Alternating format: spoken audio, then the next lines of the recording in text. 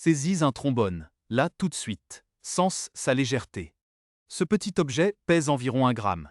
Maintenant, imagine que tu en brises le dernier tiers. Ce minuscule fragment de fil de fer courbé que tu tiens entre tes doigts ne pèse même pas 1 gramme entier.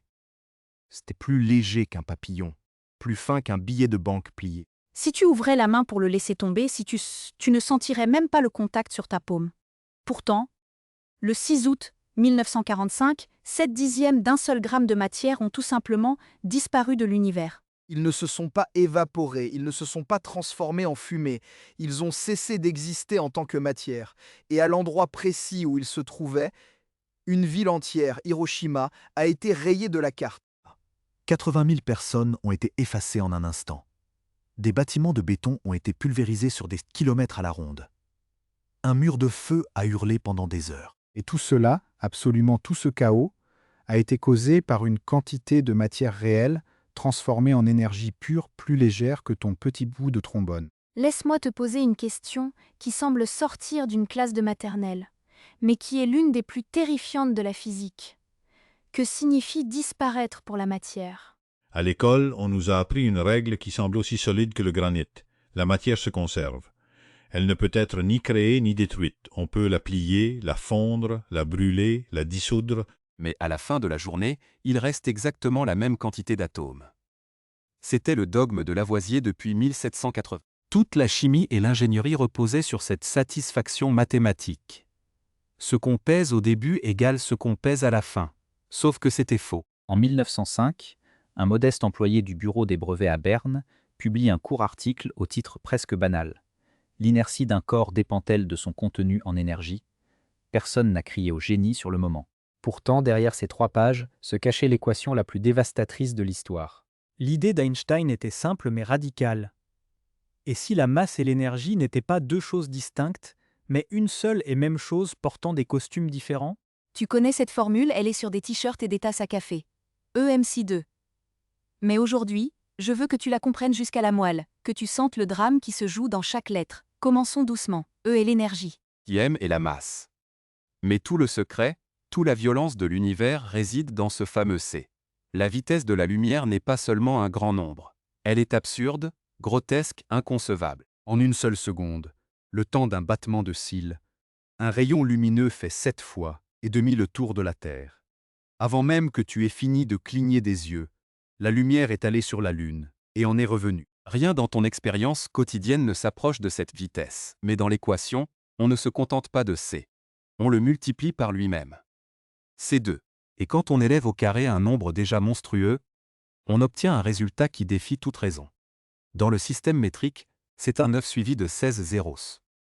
90 millions de milliards. Ton cerveau n'a aucun point de comparaison pour une telle immensité, vois cela comme un taux de change.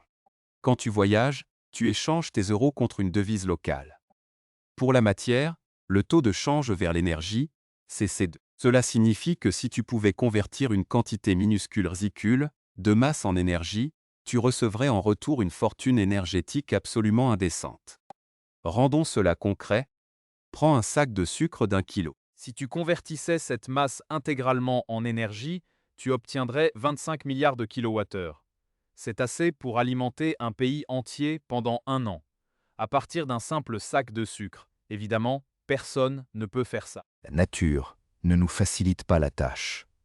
Cette conversion est verrouillée derrière des portes blindées qui sont restées closes pendant presque toute l'histoire de l'humanité. Quand tu brûles une bûche de bois, tu libères de l'énergie, de la chaleur et de la lumière. On pourrait croire qu'une partie de la masse s'est transformée. Et techniquement, tu aurais raison. Mais la quantité de masse convertie est si infime qu'aucune balance ne pourrait la détecter. Si tu brûles 1 kilo de bois, les produits, cendres, fumée, gaz, pèsent moins lourd que le bois et l'oxygène de départ, mais seulement de quelques milliardièmes de grammes. Pour tous les usages pratiques, Lavoisier avait raison. La masse semble se conserver parfaitement. La chimie n'est qu'un jeu de chaises musicales avec les électrons à la périphérie des atomes. On gratte à peine la surface. L'énergie nucléaire, c'est un autre monde. Ce n'est pas juste un peu plus fort que la chimie, c'est un changement d'échelle d'un facteur d'1 million. Imagine que l'énergie totale au repos d'un atome soit un gratte-ciel de 100 étages.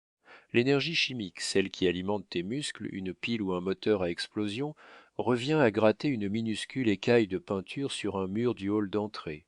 C'est tout. Tu ne touches même pas à la surface du bâtiment, tu effleures la peinture sur la surface. L'énergie nucléaire, elle, consiste à arracher les piliers porteurs du gratte-ciel. Pour comprendre pourquoi, il faut descendre au cœur de la machine, là où la vraie puissance réside. Tu sais à quoi ressemble un atome. Un noyau central avec des protons et des neutrons, et des électrons qui gravitent autour. Mais réalise l'échelle. Si l'atome était un immense stade de football, le noyau serait une simple bille posée sur le point central du terrain. Et pourtant, plus de 99,9% de la masse de l'atome est concentrée dans cette minuscule bille. Le reste? Du vide. Un vide abyssal. Dans ce noyau, les protons, tous chargés positivement, se repoussent avec une violence inouïe. C'est comme si tu prenais des aimants surpuissants et que tu essayais de les maintenir collés par la force de tes mains. Ils hurlent pour s'échapper. Mais quelque chose les oblige à rester unis, une force qui écrase totalement la répulsion électrique, la force nucléaire forte. C'est la presse hydraulique de la nature. Mais attention, ce collage n'est pas gratuit. La nature exige un droit de péage pour l'existence même d'une structure stable. Prends un noyau d'hélium, 2 protons et 2 neutrons. Si tu pèses chaque particule séparément, puis que tu pèses le noyau final, tu découvres une anomalie. Le noyau est plus léger que la somme de ses parties. Environ 0,7% de la masse a disparu. Où est-elle passée? Elle s'est transformée en énergie de liaison. C'est le ciment cosmique. Ce n'est pas une métaphore. Le noyau est réellement, physiquement plus léger que son contenu. Chaque atome de ton corps, chaque noyau de la table devant toi, est un peu plus léger qu'il ne devrait l'être. Cette masse manquante est le prix que la nature demande pour que la matière ne soit pas un chaos de particules isolées. C'est dans ce défaut de masse que se cache la clé de l'Apocalypse. Cette courbe de l'énergie de liaison est l'un des graphiques les plus cruciaux de la physique. Imagine un paysage de montagne. À gauche, les éléments légers comme l'hydrogène. À droite, les éléments lourds comme l'uranium. Au sommet de la montagne, au point de stabilité maximale, trône le fer. Tout l'univers veut rouler vers ce sommet. La fusion pousse les éléments légers vers le haut, tandis que la fission brise les éléments lourds pour qu'ils s'en rapprochent.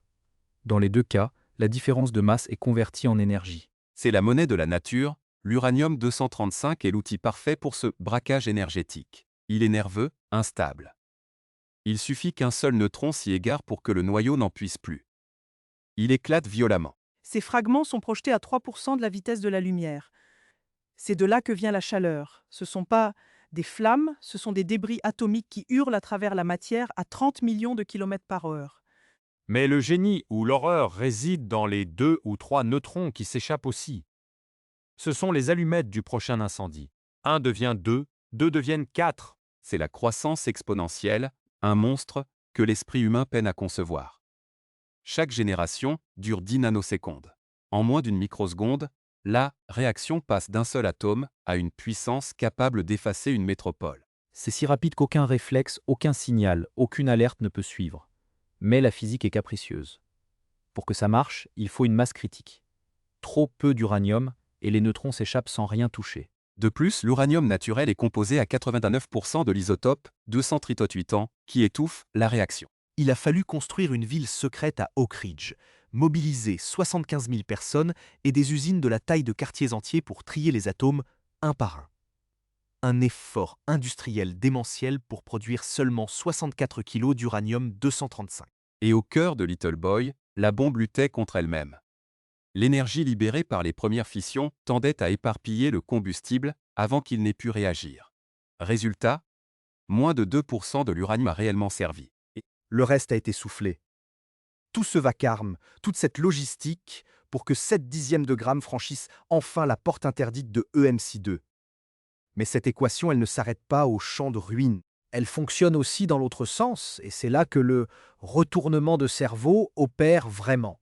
La même arithmétique qui a brisé Hiroshima est celle qui fait briller le soleil. Chaque seconde, au cœur de notre étoile, 600 millions de tonnes d'hydrogène fusionnent. Et chaque seconde, 4 millions de tonnes de matière disparaissent purement et simplement, converties selon le taux de change de ces deux en la lumière qui caresse ton visage aujourd'hui, le plus profond, le plus troublant. C'est que cette énergie n'a pas été créée par les scientifiques. Elle était déjà là. Ces atomes d'uranium ont été forgés dans les spasmes d'une supernova des milliards d'années avant nous. Ils ont dormi dans la croûte terrestre, silencieux, portant en eux cette puissance colossale. Nous n'avons pas inventé le feu nucléaire. Nous avons juste trouvé la clé d'une serrure que l'univers avait laissée entr'ouverte. Regarde-toi. Ton corps est composé d'environ 7 tamel 1027 atomes. Si tu pouvais, par un tour de magie physique, convertir toute ta masse en énergie, tu représenterais l'équivalent de milliers de bombes à hydrogène. Tu es, en cet instant précis, un arsenal endormi de puissance pure. Si nous ne sautons pas tous au plafond, c'est uniquement grâce à la paresse obstinée de la force nucléaire forte qui maintient tes noyaux soudés. Quand j'étais à Los Alamos, nous étions obsédés par les calculs. Mais après le test Trinity, j'ai eu cette vision en mangeant dans un restaurant à New York.